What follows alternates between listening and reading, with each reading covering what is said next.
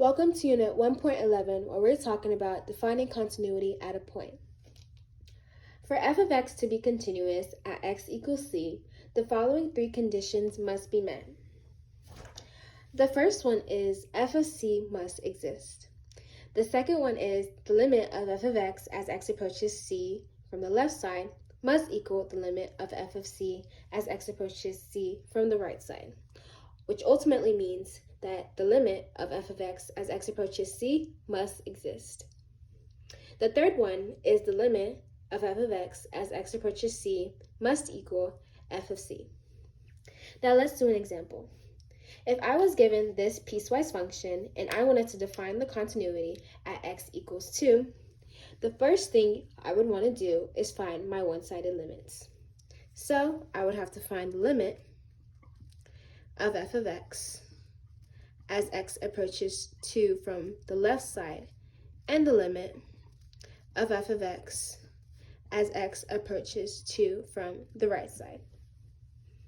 Now, looking at our piecewise functions, the equation that correlates to this limit would be x plus 2.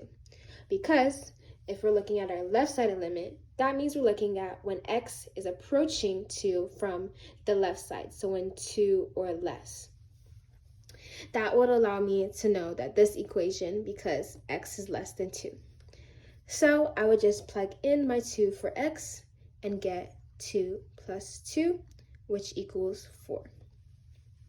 Now to find my right-sided limit, I would have to look for the equation where x is going to be 2 or greater. So I have this equation where x is 2 or greater. So I'll just plug in my 2 for x and get 2 to the power of 2, which equals 4.